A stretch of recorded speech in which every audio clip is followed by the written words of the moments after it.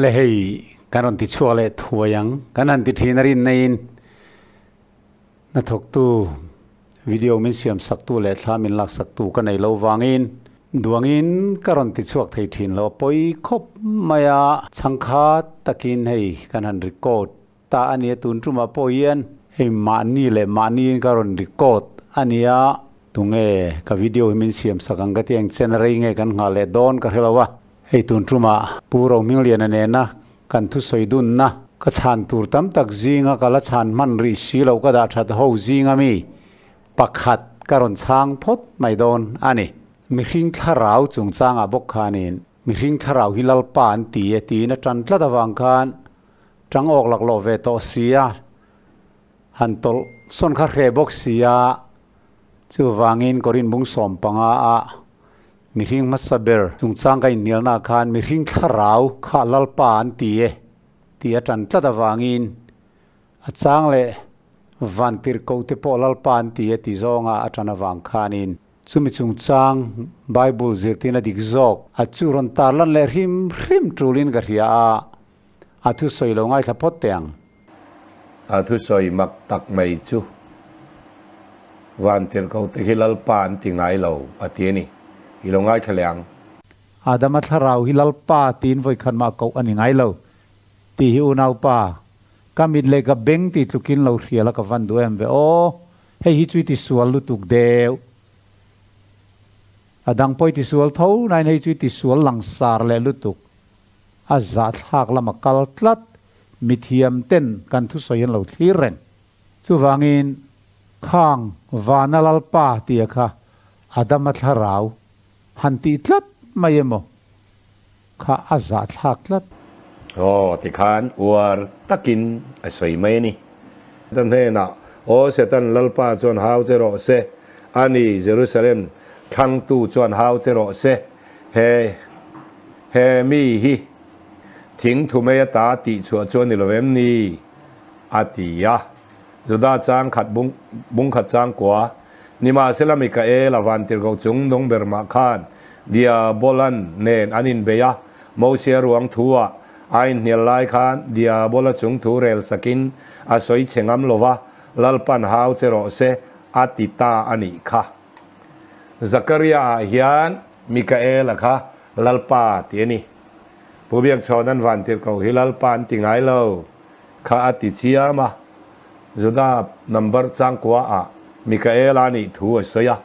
LALPA lo ti chiang khop mai mo sia ruang chu tu Vantihkohte Mikael hi LALPA ti ko wani ye ubiak chona khan anel na tu lo jong sa le sela thang chu kha tu na mi han pu dan kha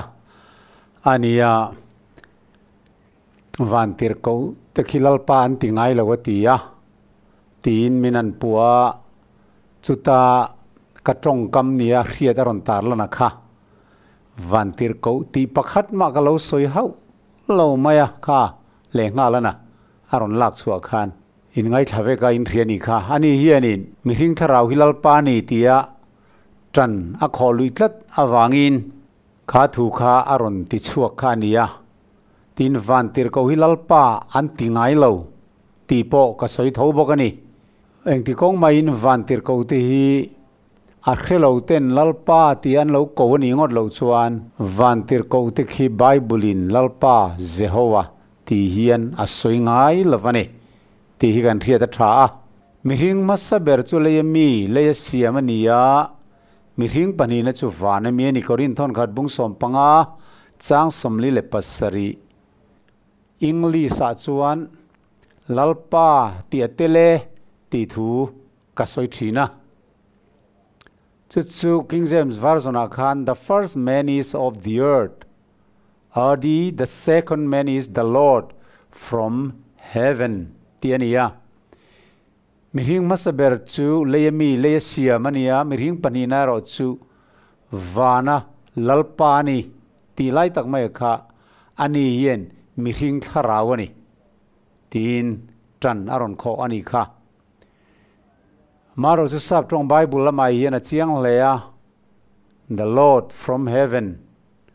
lalpa vana tang lo kalani ti kha aron soyani New Living Translation a chuanin Adam the first man was made from the dust of the earth while Christ the second man came from heaven antileta Krista Isua mihing panina vana tanga local ani lain Adama khachu le vai vuta tanga siam mihing masaber Adama khachu le vai vuta tanga siam ani alauti ani The first man Adam became a living person but the last Adam that is Christ is a life-giving spirit alauti kal bokani New Living Translation a hian chu van unau pa Rohmingliana hian Juda bung khachang kwa le Zakaria bung thuma Vantihkohte lalpan lo ti khop mai ati kha in loen chian pui tiang le Juda bung khachang kwa na hianin nima selamikaela Vantihkohte chunung berma khan diabolanen anin beyamo siar wang thua anin nilain diabola chung thurel sakin asoi chengam lova lalpan hauzok zero se ati ta zoka ti thu hi Rohmingliana hian aron chiara aron tran chana Vantihkohte lalpa tinan ko thin ti tran fungatan han mang mai hi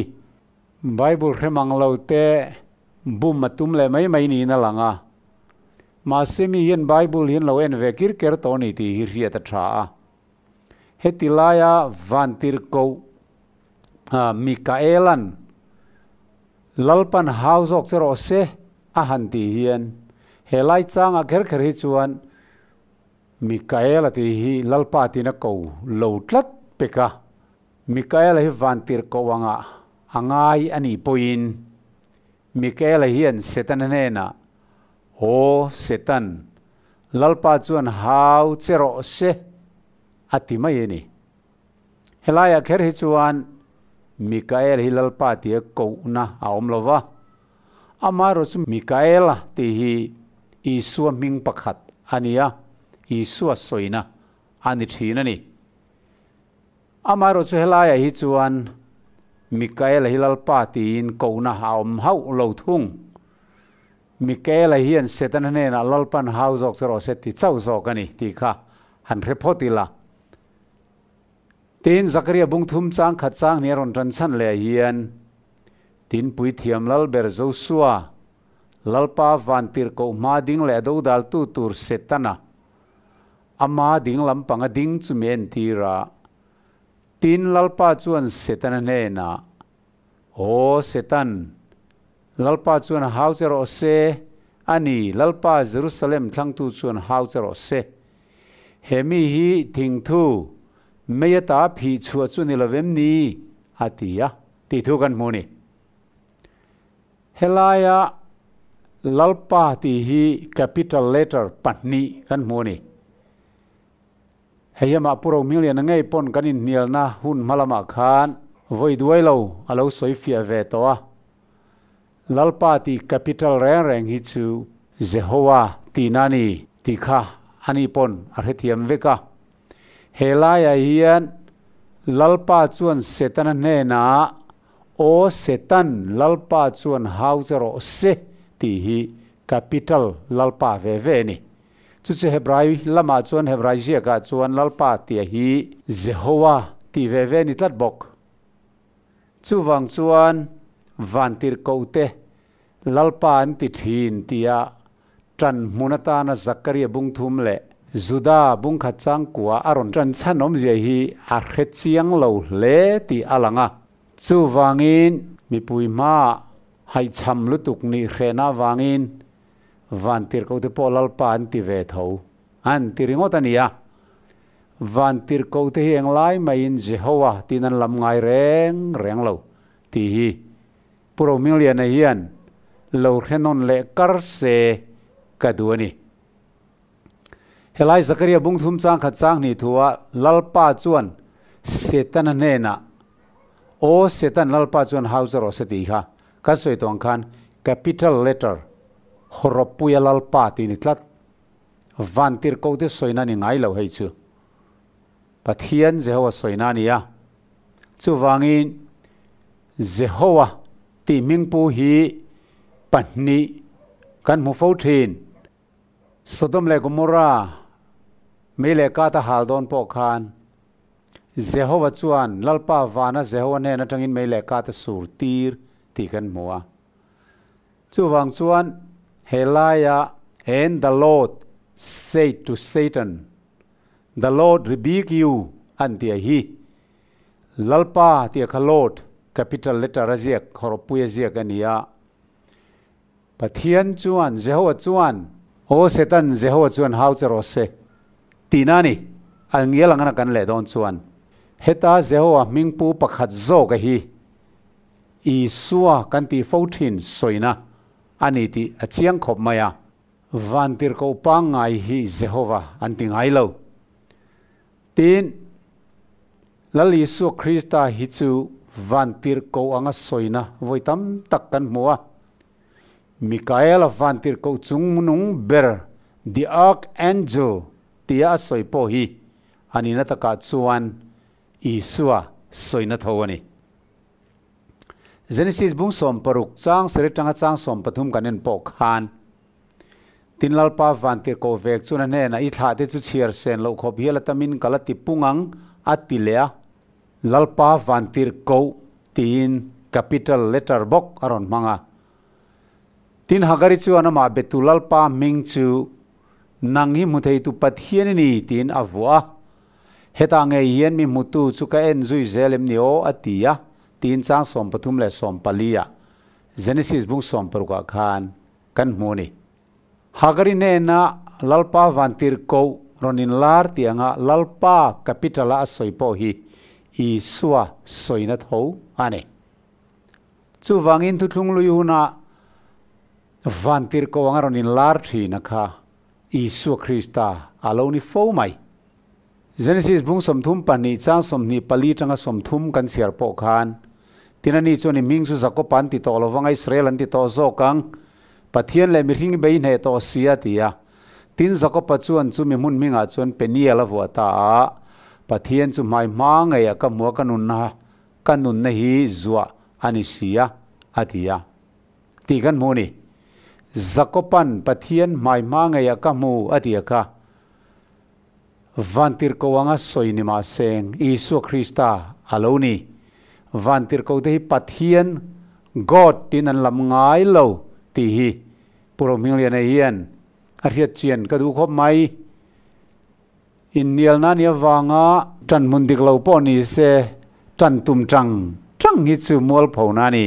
ti hi kan riat a thaw me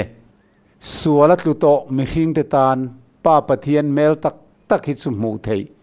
anilo Exodus bung som thum pathum chang som nia khanin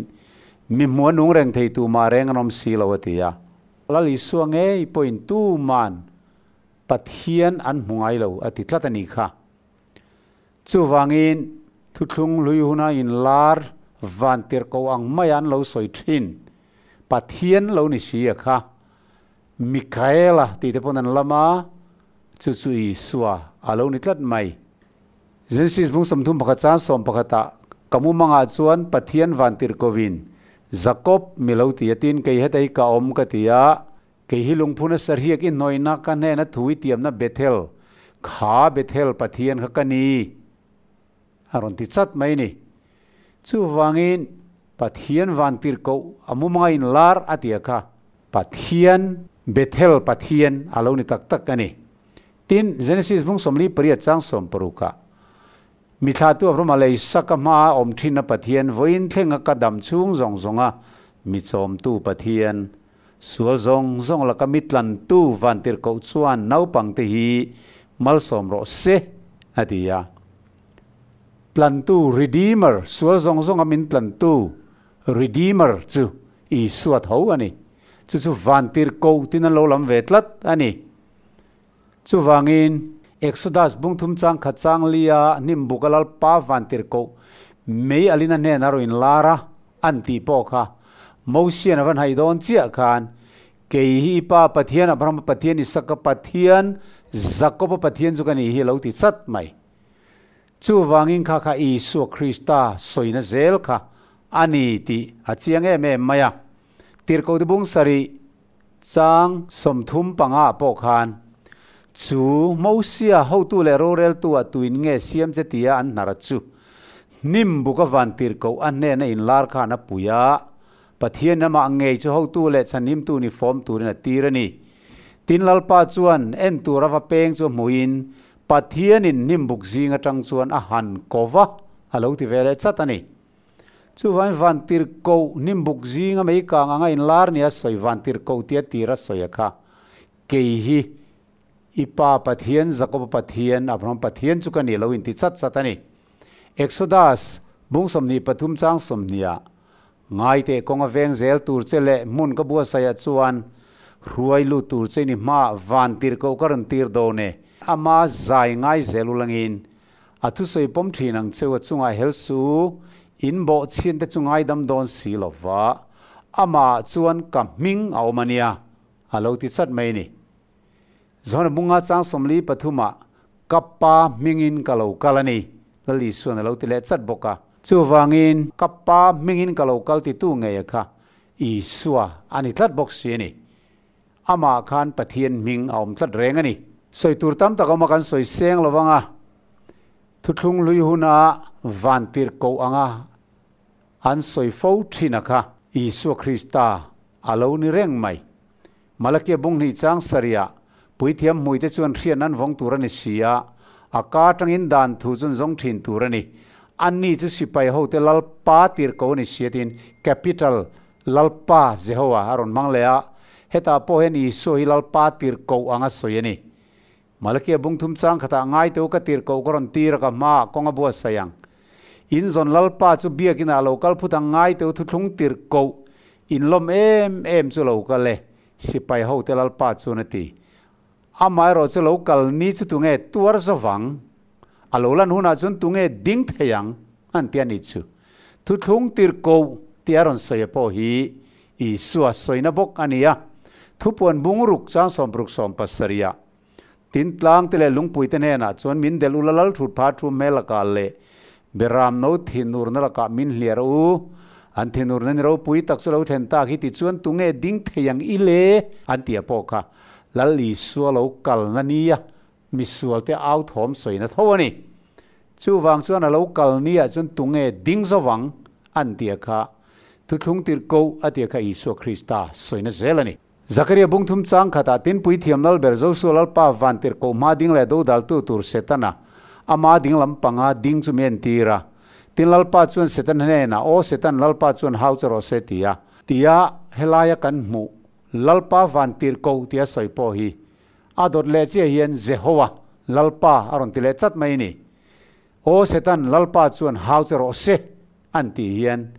nichina kan soito kha Jehovah capital amang chat chat chu wangin puro minglianan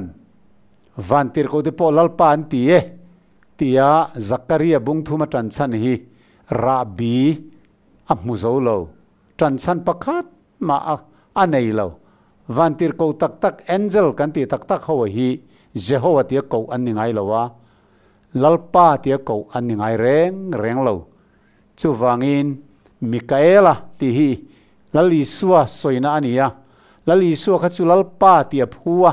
lalpa ani boka capital lalpa Jehovah ania small letter L chau lian lalpa Adonai ti poin an ko ve tho bok ani chuwan Bible ayan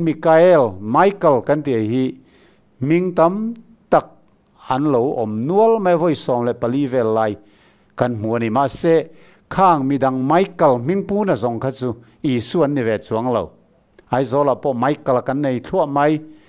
tuna karong bol na mizui tu po Michael ve thawani Isu ani reng lo amai ro chu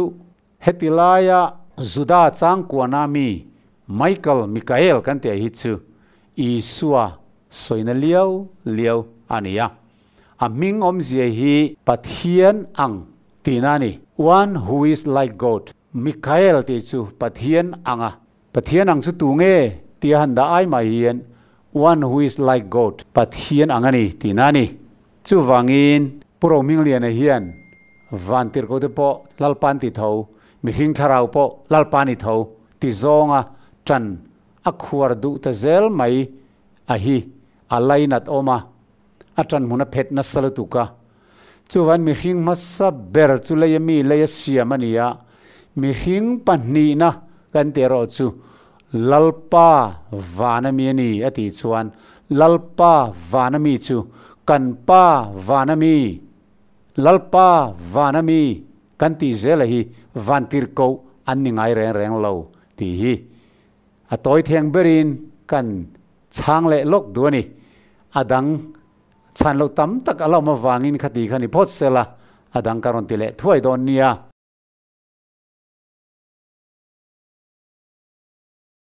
ole apanina tan chuan Samuela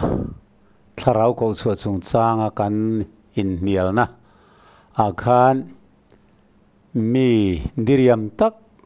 khan miran trong khum sal sala khami chung chang ram huai thu soi chung chang akhanin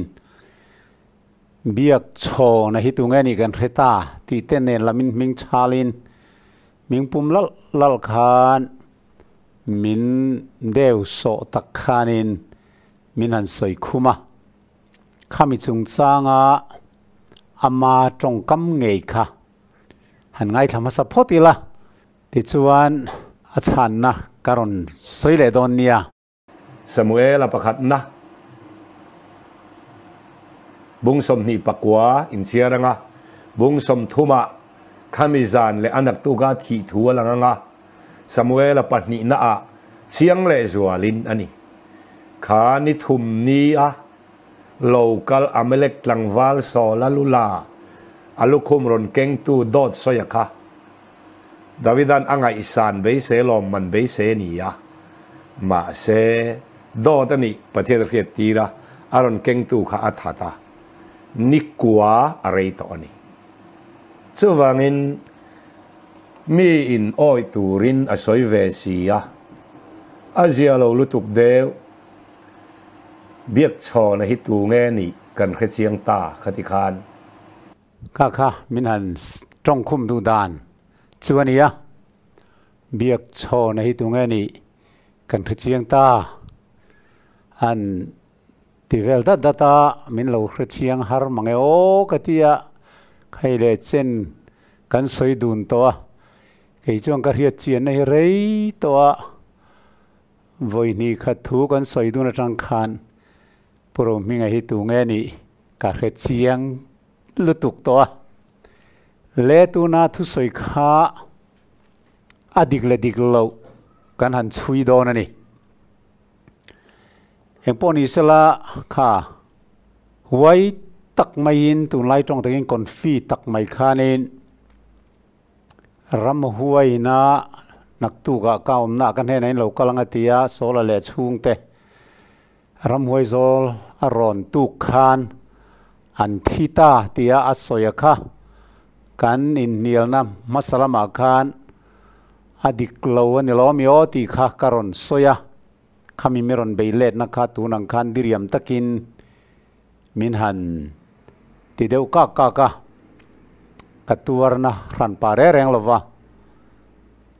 amaro chu huai tak mai hian thil an soi buai ngam hi choble chilin tuna po khan adot soi khalo lang nga la Samuel pakhan na bung som ni le pakwa le bung som thuma lo chiar ula ta khan sola te thi thu langa ati ani huai sen takin in bua sai tren tronin menon beya amaro chu Samuel pakhat na bung som ni pariat le bung som ni pakwa hian sola te thi thu pakhat ma ain ziak lawani ama ngei poin lo chiar non le sela tarmit fia zok te po lo bun ta sela pakhat ma sola te thi thu bung som ni pariat ni kuwa emo bung som ni pakwa le bung som thu mai mo khan alang lo hrim mani Bible khá chiang về lem lâu thế tan chuan còn phi đều mày hiền thì khá nan soi cúc mày dễ la vắt địch om về biếc cho nó chưa van nếp om về puro mình thu soi hi lâu địch zo cái nimo anh ti tu rom khop hianin còn phi đều hiền nan soi piệp mày dễ la mà ngày pon lâu chia sẽ là mudon lo vani số là tế pa pha thì thu khá chu bung som thum pakhat chang thum changa dai khan ain ziaga he thu ka soi hilo ngai thla le huna kha chu ka lo soi sol palani ka chu ti kha ti tin aron ti le don ti po chu ka muloka nie mi ring kan nia soi sol pal kan nei theya ania ro kha chu na ron soi sol pal hau lawani na ta ka chuan diriam takin min beilet nan aron manga amai ro chu ka soi sual palani khalai kha chu atia ani chuanin in ngai dam thei vek ani keipo khereng chunga bible chang ka soi sual te om ve fo maya entinan zona bung thum chang som paruk mi zongina mi lenar luka kan riat pathian in khovel mangai em ti chuan fa pamal nei chuna pe a zona bung thum chang som paruk kan mu han ti tur hian luka bung thum chang som paruka te hi ka lo ti thina ni ome ka nau te ni soi sual an ti thina soi sual lawang ka ti thina ni amai ro chu kan ril ruin a soi sual lawa kan mui khan lo soi sual thin khatiang ti kha chu omani chu tiang ang te chu alo ni chuan thu pharon choi huna kha ka chu ko lo hre sual ani samuel pakhan bung som ni pakwa le bung som thuma sola te thi thu in muanga ti ka lo soi kha chu ka soi sual ani ti thu pha aron choi phot chuan tu poin kan hre thiaming kan ngai dam theyang tin kei po ka soi sual na hi chuan ka lo ti dik lo deuh hlekani han ti hi a hre omin ka helawa kan soi sual pal ani ngat chuan kan soi sual omani phot chuan kha chu ka lo soi sual ve deuh ani khamale han ti hi ka hre don lovani chu wang chuan tun thuma kan thu soya hian ama point a chhan na kha lo zong le se thange ti te poi meron cha thlap boka karon chang le don ania a mela do soi mel alang lo renga huai tak khan niom deuh khanin oyom mel deuh mai khanin aron soi pop mai zel khania ma se bible lo kheve kir tan chuan chop le chilin atong rual khan do ta soyani ti hi kan lo kheve ngal mai zela samuel tharau lem chang ram huai khan tin nak tu ka hian nang lei fa pa te chu kan ne na in lo omang lalpa chuan israel sipai ho te po chu philistia mi te kuta apeang tia asoya kha mi tuk la khan thleng ngal niang khanin aron soya amaro su samuela bung som ni le pakwa le bung som thuma hi chuan israel te le philistia mi te in do thu le so la te thi thu ain ziak hau lovani chu ti chuan samuel thu soi wang chuan so la chuan a hlau ta em a leya tlu ta der maya tha le zung reng anei lova ni leng le zan khuwa choi lo ani sia ti thu kan hmu ani bung som ni paria chang to pa khan ti chuan chang som ni pa ta tanga ni li a khan ram hoai zol nu khan so la kha choya asoma adu lo ani amai ro chu I chawl tu ka nge atia wang khan sebong no chom thau aina mi khawala watala changphuta meta doidim tel lo changa siam saka ti chuan so la le achia lo te ma chuan wa luita an lo eita chu ti chuan an thowa chu mi zan chuan an kalta atile mai ani a bible kan han chiar khan chiang takin kan mu ni chang som ni le pali ni nga khan kha ram huai zol aron zan chan chin ani atuk ngai nge lo thleng ti kha kan en angaya ti chuan Samuel pakhan na bung som ni le pakua chang khata tanga kan en chuan chu ti chuan Philistia mi ti chuan an sipai zong zong ti chu Afrika an khom veka tin Israel mi ti chuan Jezreel la tuikhur kianga tan mun an khuara tin heta hi chuan Philistia mi te ne na in do na chung chang le in ep na chung chang aron soi tan ta chau ania ti chuan Davida le ami ti khan akisa tan pui tumin an zui vea amai ro chu Philistia lal ho khanin Davida le ho ten mu khan an mi ta kham dewa an ngai thei lo akisa ne na heng mi ti hi eng wangin nge an lo tel ve ho ti ro an tia wang khan akisa khan re tak chungin uye me min Davida le ho te kha ho turin atira ti chuan chang som pakhana kan en chuan Davida le ami ti chu Philistia ramakir le tura zing a chuak turin zing taka an thota a tin Philistia mi ti chu Jezreel an chhota a tin bung som ni le pakua chu kharta sola thi thu alang lo phot ti chuan bung som thum kanan kai le ta a tin heti henia ni thum nia Davida le ami ten Ziklak an thlen chuan Amalek hovin chimlam le Ziklak khuwa chu an lo run to renga Ziklak khuwa chu an lo soisan lo hala mei chiat te le chu mi khuwa oma piang te chu lian te in sala an mana tu ma thatlovin an ruayan hon pui to a ti thuina lo in trana ti chuan Davida te kha zinga ramhuai zol solan aron tuk zinga an kal khan nithum an thang Ziklak khuwa an omna mun thleng tur khan chuta chuan anu pui le fanau te po sala an lo man to ni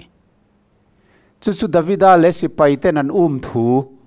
kan mule ta chara hei hi chu Israel te le Philistia ho indona anilo Amalek ho te ne na in beina ani ti chuan a toy zong in soitai la Davida chuan asipai zali te nen an va ne le ta anu pui le fa ten va chan chua kani ti kan mua lim takin ralak te po anon semta khatilaya khan bung som thuma po hian sola le a ho te an thi thu ala lang reng lo ni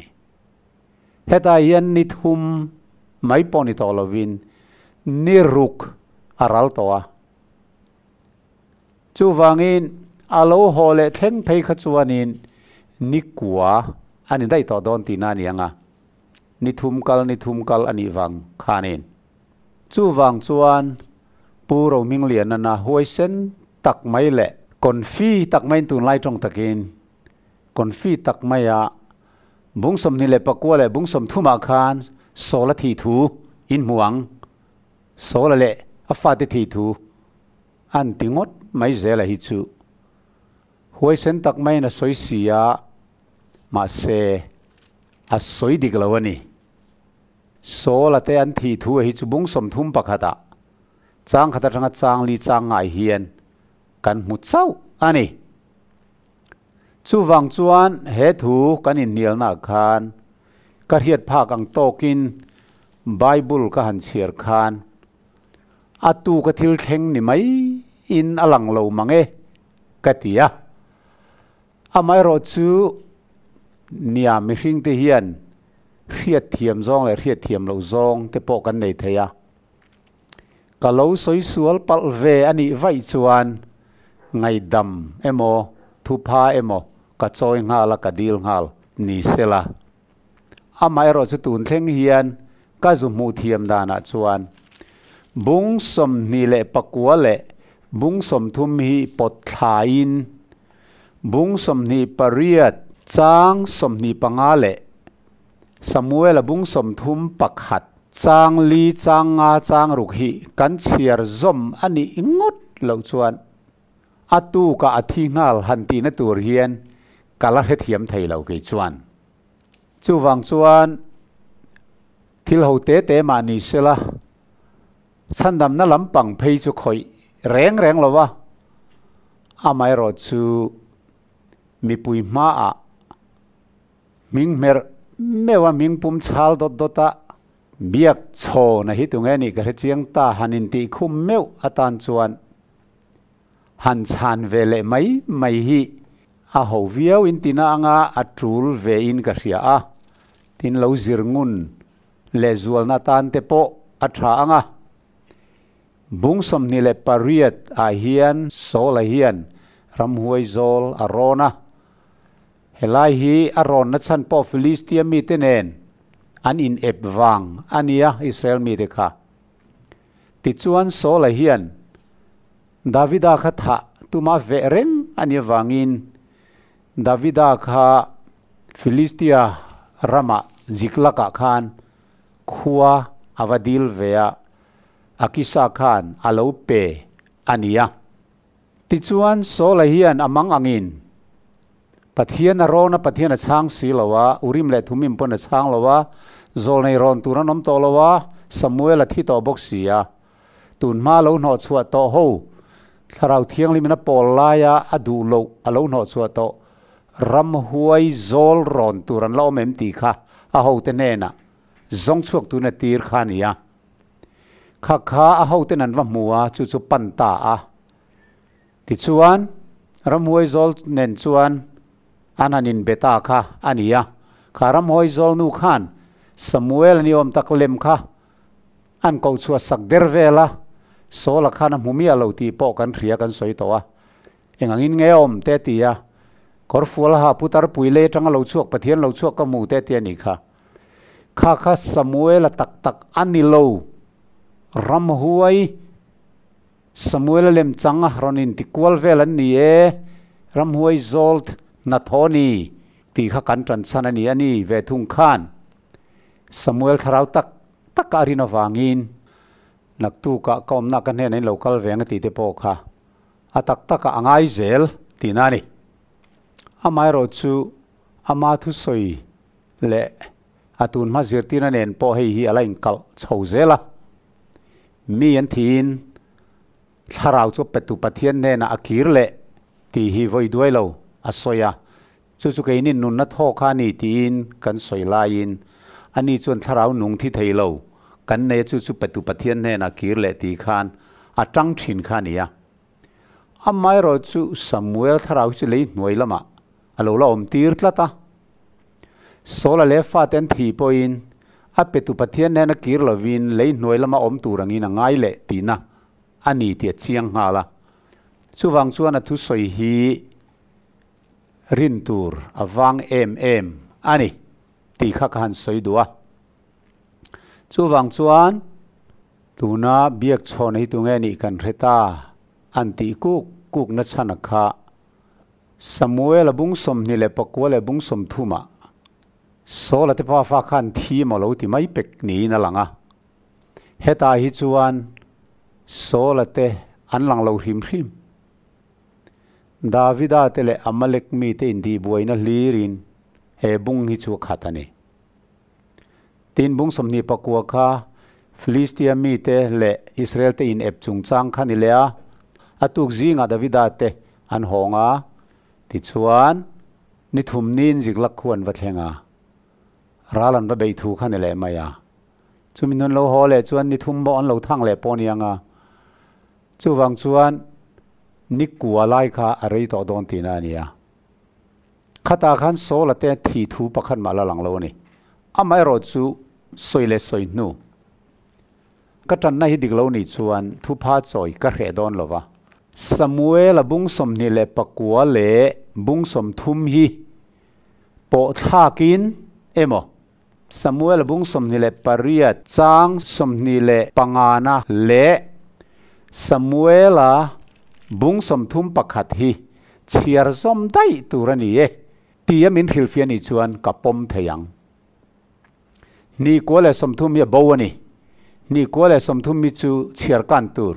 hei chu thil dang lo tla se ve mai ani e bung som ni le paria chang som ni panga le bung som thum pakhat chang li atanga chang sari hi chiar zom turani zoke ti chuan ram huai thu soi hi dik thei don an ti chuan kapom ve thei tho chuti ni lawa hemi bung som ni pakwa bung som thum khatia a bible bung phek in dota a bung le chang in dota kan zir chho chuan atuk maya in do ni hian alang theilo hian kan khedeu tlata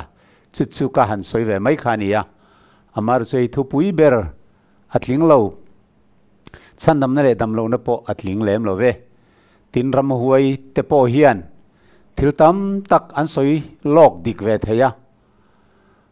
za somruk lai te po hi an soi dik ve theyan titlatani a za te phei chu le an kheve lem lowa a enga po chu lo ni se a lo soi dik po lo ni se ram huai hian ram huai zol ko chua Samuel lem chang tharau ni wangin Samuel tharau tak ani thei chuang lo ti hi Bible atang na chiang em a chan chu mi hinga tharau om chueng kim ti thei thoni ti zopa bung som thum pania kan mua chu thuril tu bung som pani chang saria mian lo thi hian chu an nun na tharau tho chu ape tu pathian ne na akir le taksa kha chu vai vu ta chang mai turani ti thu soya chu ti ni chuan Samuel po kha thi si chuan lei noi lo tom reng thu om lo ape tu pathian ne na tharau nun na tho chu akal dai don ani ti chianga ma seram huwa in Samuel tharau a ko chuak ni a in soi kha chuan le atanga pathian lo chuak ka mu ti tlata le atanga tharau lo chuak ka mu te mun then kata le chunga atanga Samuel tharau lo chuana tur thu khom lowa tin chu ba ka pathian zol nei ro pui pathian midik thi to te ram huai zol mai nan du hununa an ko chua thelen thunun tur kha an ni lo hrim ti hi kan soi non le du ani pu Rohmingliana na huai tak takaron soi bung som ni le pakwa le bung som thuma sol te thi thuin muanga ti kha chu dot chiang bal ani ti hi kan talang le du lok ani hem zo hian adang kan la chan mai tam tak alom treu mai ni khanaron ti treu mai sia kan la chang man si lawa hei video min siam sak tu kan ai thin lo wangin rei tak kan khola kan ti chole phau thina ni amin lo rethiam don nia ngai thatu zong ten thudik tak in lo hriata mi hing hian kan thi nu tharau thi thei lo khoya mokal thei den kan nei lovani Bible in min zirtir hi kan pom theu theinan tharau thiang lemin kan thin lung mit temin ti war sak theu ro se amen